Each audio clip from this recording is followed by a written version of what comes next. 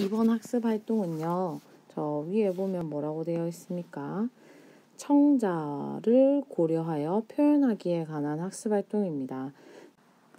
표현을 할 때는요, 항상 듣는 사람 청자를 고려하여 표현을 해야 됩니다. 표현한다는 것은 말하는 것과 쓰는 것을 표현이라고 하죠. 자, 그러면 지금 학습 활동에 나오는 것은요, 문제를 한번 읽어보면 각각 한국인과 외국인을 대상으로 하는 두 강연 내용을 보고 강연이라는 말하기라는 걸 알 수 있습니다. 자, 그런데요, 두 가지 강연이 살짝 보니까 둘 다 뭐에 관한 강연인 것 같습니까? 가 보니까 불멸의, 읽을 수 있지, 이 정도. 이순신 그리고 불멸의 이순신을 기억하시나요? 이순신에 관한 강연인 것 같고요. 밑에 나에도 내려가 보니까 이순신 장군 그러는 걸로 봤을 때 가와 나는 모두 이순신 장군에 관한 강연입니다. 그런데요, 이 두 강연의 청중이 다릅니다. 청자가 하나는 한국인, 하나는 외국인이란 걸 알 수 있죠. 이렇게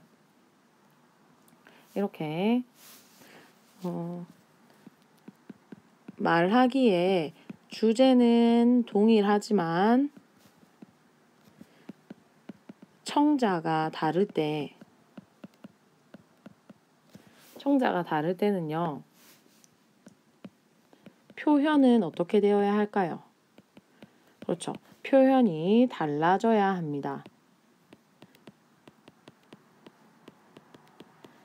동일한 주제를 이야기한다고 해서 다른 청자에게 같은 표현을 사용한다는 것은 청자를 고려한 표현이 안 되는 거죠.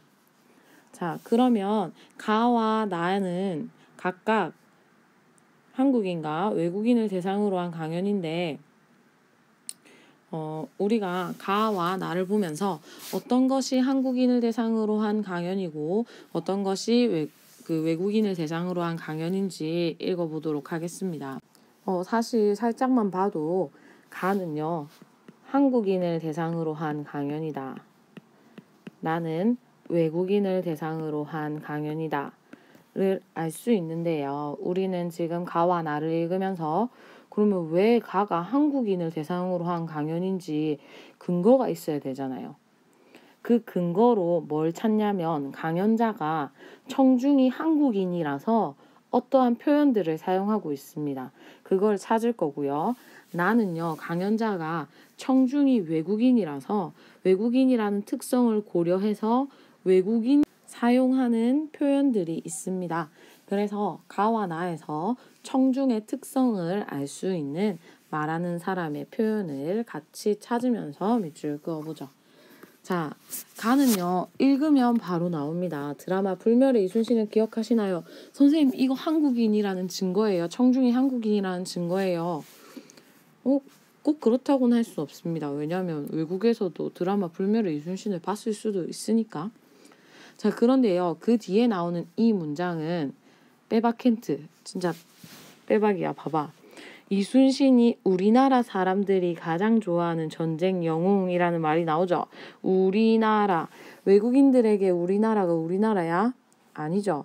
우리나라 한국인들에게 우리나라는 한국입니다. 이순신 장군이 활약을 했던 나라 한국이죠. 자, 그래서 이 멘트는요, 청중의 특성을 알 수 있는 표현입니다.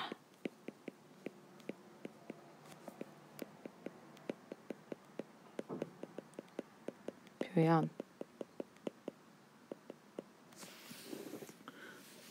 그리고 사실 전쟁 영웅이다.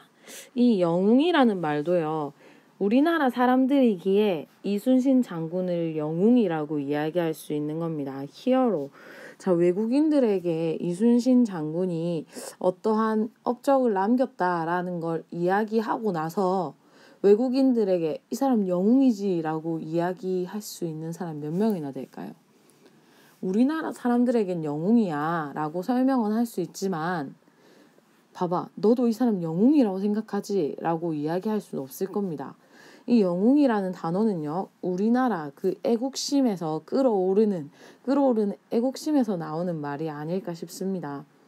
뭐 우리는 너무나도 영웅이라고 생각하지만 외국인들이 봤을 때 뭐 영웅까지 그냥 뭐 장군 정도겠지라고 생각할 수 있는데요. 청중이 한국인이라서 이 강연자는 영웅이라는 단어를 선택했다라고도 할 수 있습니다. 자, 계속 읽어볼게요. 이순신을 영웅으로 만든 결정적인 전투가 바로 그 유명한 한산도 대첩이지요에서 대첩 역시 청중의 특성을 알 수 있는 표현입니다. 선생님, 대첩이 왜요? 한산도 대첩? 한산도 대첩 아무런 문제가 없는데요. 자, 대첩은요, 어떠한 뜻이냐면 크게 이김이라는 뜻입니다. 대첩 말 그대로 크게 이김, 큰 승리라는 뜻인데요. 이것은 우리나라 사람들이 크게 이긴 울분이 쌓였다가 누구를 크게 무찔렀을 때 붙이는 단어입니다. 맞죠? 청산리 대첩, 살수 대첩, 한산도 대첩 이런 것들처럼 크게 이겼다는 사실을 부각하고 싶을 때 사용되는 표현으로서 매우 주관적인 우리나라 사람들 입장에서 주관적인 평가가 들어간 표현입니다.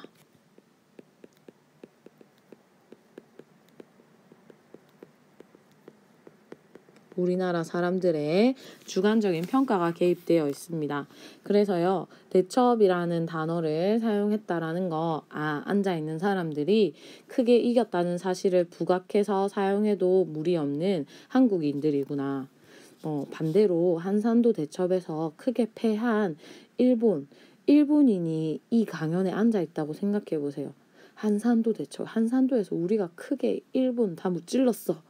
그 용어를 사용한다라고 하면 전쟁 자체에 그 용어가 들어가 있다라는 걸 알면 일본인들 기분 나쁘지 않겠습니까?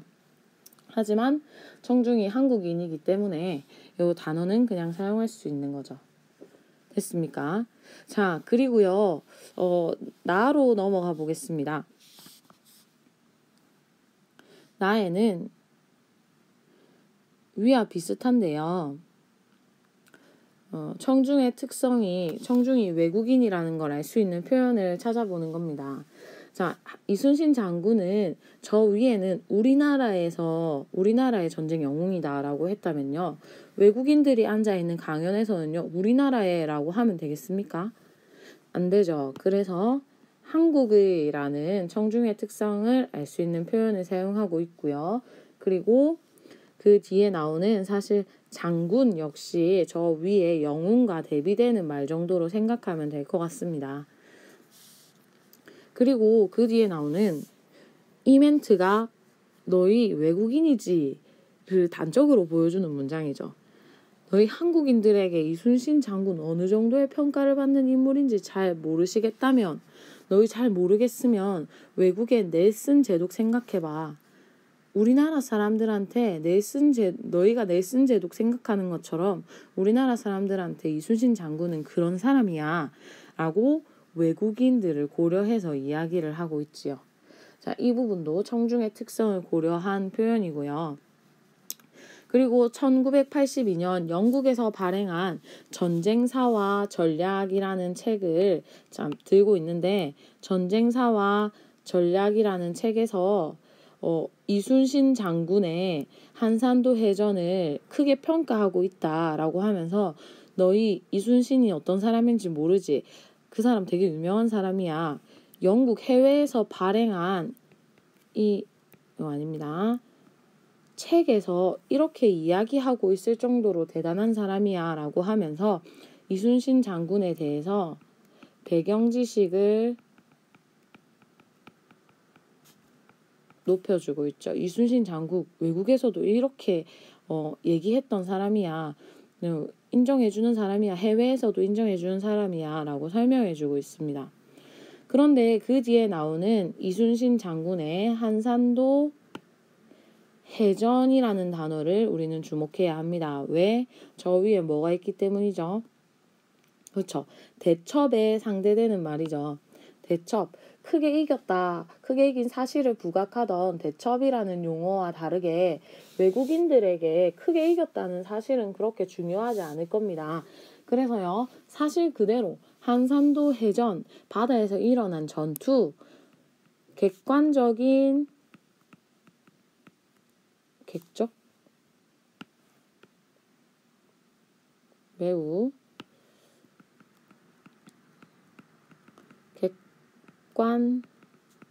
객관적이고 주관적 평가는 들어가 있지 않은 용어를 사용하고 있습니다. 왜? 듣는 사람들이 외국인이니까. 그렇죠? 자, 그리고요. 위에 이순신 장군 잘 몰라서 전쟁사와 전략이라는 책을 사용했으면요. 이순신 장군의 가장 유명한 그 전쟁 대영 뭡니까? 하객진이라는 거 있죠. 자, 이 하객진도 생각해보니까 모를 것 같은 거야. 외국 애들이. 하객진 아무리 말로 설명해도 모를 것 같은 거죠. 그래서 이 하객진을 설명하기 위해서 외국인들한테 뭘 보여주면 하객진을 대번에 이해하겠습니까? 그래서 이 옆에 보이는 이 그림을 가져오게 됩니다. 알겠죠? 자, 그림에 보면은 중요하다. 거제가 나와, 거제가. 장난이야. 자, 하계 형상을 보여주면서 시험 기간이라 힘든데 미안해. 자, 이 하계의 날개를 이렇게 펼치고 있는 요 모양 이걸 보여주면서요. 와, 이거 하객진이야 라고 이야기를 하고 있습니다. 조선 수군 이렇게 날개처럼 일본 수군을 이렇게 감싸가지고 이렇게 다 몰살하는 거죠. 자, 이 하객진 또 역시 청중을 위해서 가지고 온 강연의 자료라고 할 수 있습니다. 자, 그런데 하객진 뭔지 잘 모를 것 같아서 그림도 가져오고요.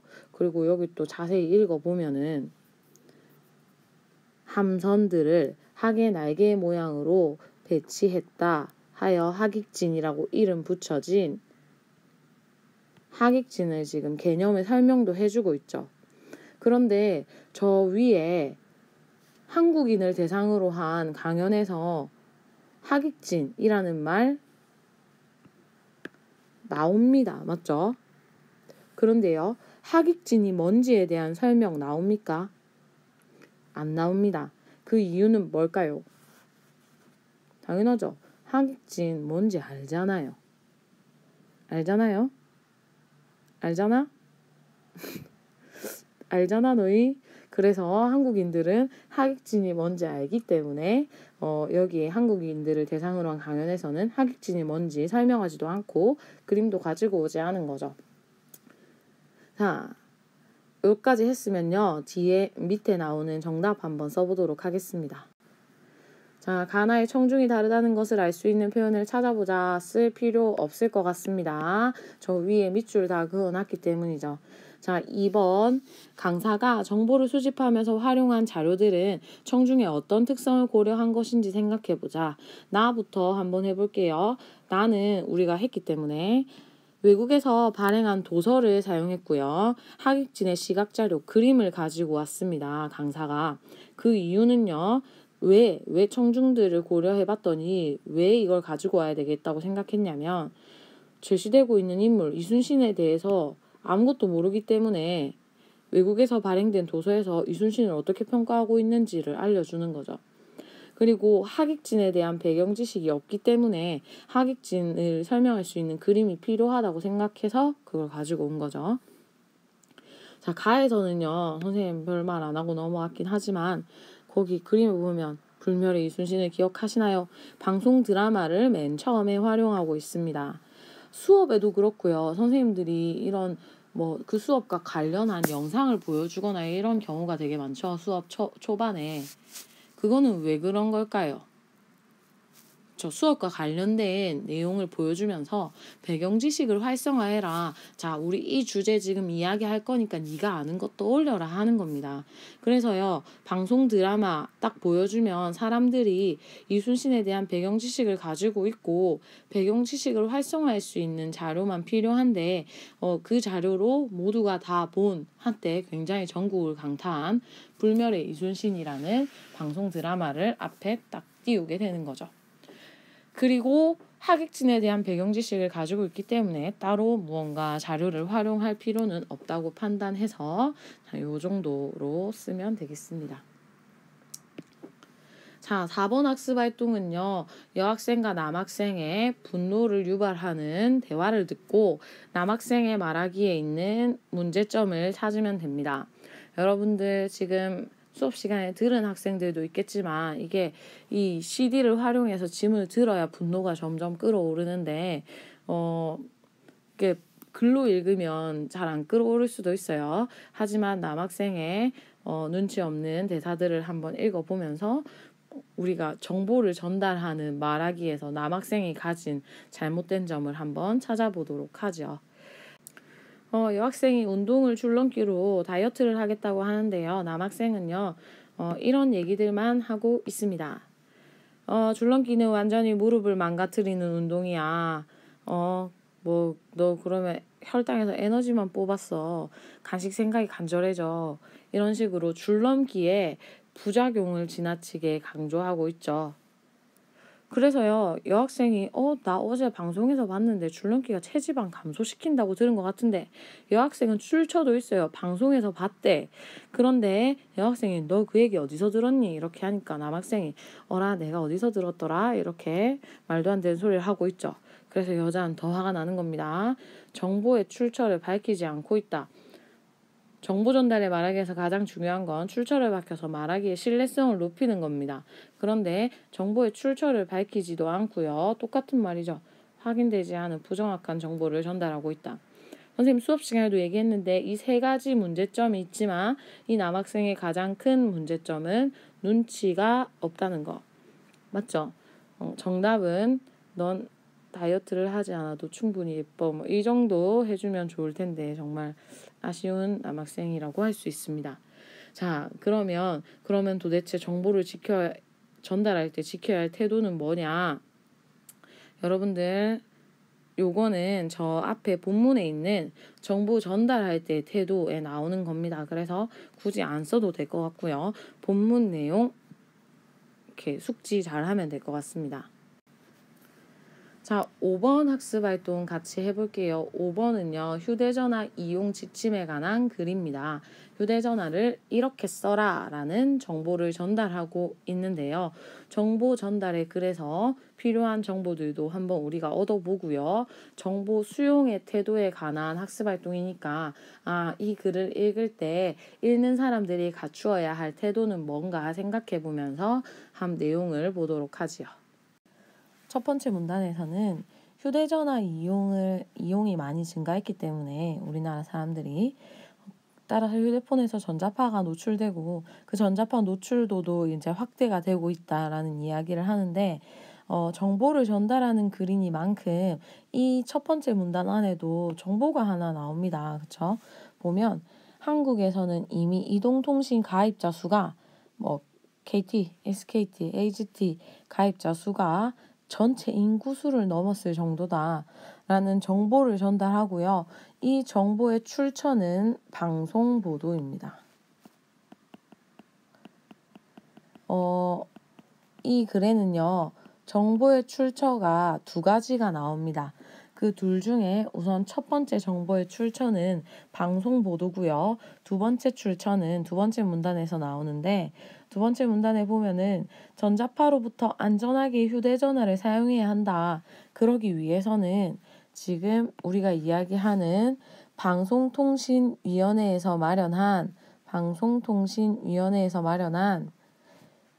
전자파를 줄이는 휴대전화 이용 가이드라인을 지금부터 우리가 이 정보를 알려줄 텐데 방송통신위원회라는 출처에서 만든 거야. 정보의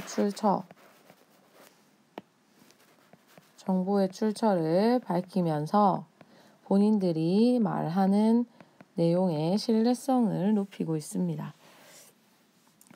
전자파를 줄이는 휴대전화 이용 방법, 여러분들 보통 뭐 알고 있나요? 선생님이 실천하는 방법은요, 없습니다. 선생님은 휴대전화를 그냥 사용하고 있습니다. 그런데 휴대전화에서 나온 전자파가 꽤 위험하다고 하니까 여러분들도 이번 글에서 어떻게 하면 전자파에 노출이 덜 될 수 있는지 정보들을 많이 습득하시고 실천하셨으면 좋겠습니다. 자, 세 번째 문단 읽어보면 전자파를 줄이는 휴대전화 이용 지침 1 방법들이 나옵니다. 정보를 전달하고 있죠. 나이가 어릴수록 전자파를 더 많이 흡수하기 때문에 어린이는 가급적 사용을 피해라. 두 번째, 통화를 되도록 짧게 해라. 그리고 쓸 때는 이어폰 마이크를 사용해라. 그리고 통화가 길어질 때는 왼쪽, 오른쪽 번갈아 가면서 써야 뇌가 한쪽만 전자파에 노출돼서 한쪽만 망가지지 않고 왼쪽, 오른쪽 골고루 망가질 수 있다. 이렇게 이야기를 하고 있습니다. 장난이야. 전자파에 노출되는 걸 줄일 수 있다. 이렇게 얘기를 하고 있습니다. 자, 그 다음 문단은요. 계속해서 전자파를 줄이는 휴대전화 이용 지침들에 대해서 알려주고 있는데요. 잠잘 때 머리맡에 휴대전화를 두고 자고 있진 않습니까? 휴대전화를 멀리 떼어놓고 자리에 누워야 전자파 노출을 줄일 수 있다고 합니다. 선생님 맨날 위에 놓고 자는데. 그리고 가까이 둘수록 전자파에 노출되기 쉽다 이 말을 하고 있고요. 통화를 많이 하면 전자파가 머리에 흡수되니까 꼭 필요한 경우가 아니면 통화보다는 문자 메시지를 이용해라 라고 이야기를 하고 있습니다. 우리 반 듣고 있나? 통화보다는 문자 메시지를 이용해라. 선생님 전자파 노출을 줄이기 위해서. 자, 그리고 다음 문단에서도 역시 귀찮아서 이렇게 쓴 건 아니야.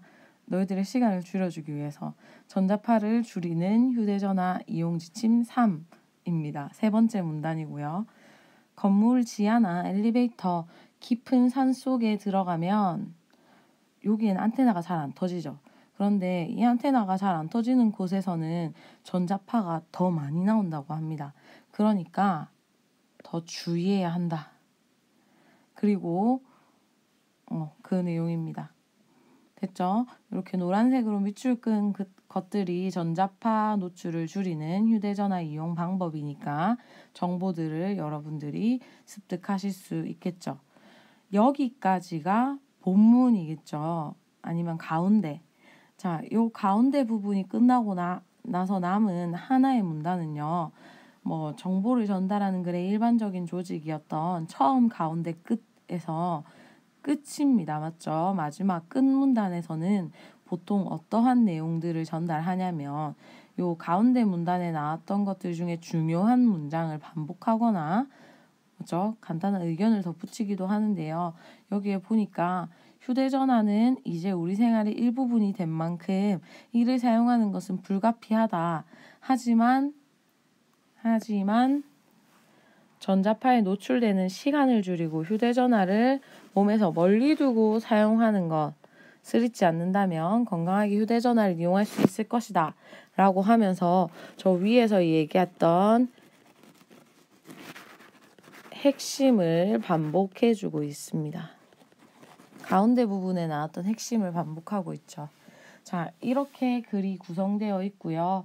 자, 다음 페이지란다. 밑으로 내려가서 정답을 한번 써보도록 하겠습니다. 이 글에서 활용하고 있는 정보의 출처는요. 방송보도와 방송통신위원회에서 발표한 휴대전화 이용 지침입니다. 그렇죠? 이걸 통해서 어떤 효과가 있냐면 출처를 밝히면 전문성이 생기고요. 그리고 신뢰성을 높일 수 있습니다.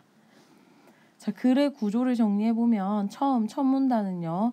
휴대전화 이용 증가로 인해서 전자파 노출이 증가했다. 그 이야기를 하고 있고 가운데 부분에서는 구체적인 이용 방법을 제시했고 그리고 끝부분에서는 다시 한 번 더 전자파를 줄이는 휴대전화 이용 방법의 핵심을 제시하고 있습니다.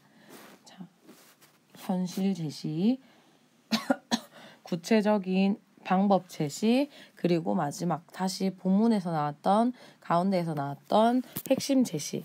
자, 그렇다라고 하면요, 이 글이 적절하게 조직되어 있는지 평가를 한번 해보면요, 처음 가운데 끝에 들어가야 할 내용이 잘 들어가 있기 때문에 전체적으로 적절하게 조직되어 있다고 할 수 있습니다.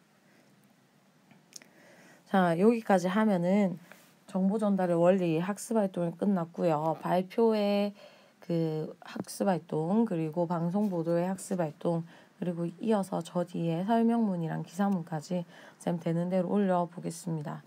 우선 오늘 밤은 굿나잇. 열공.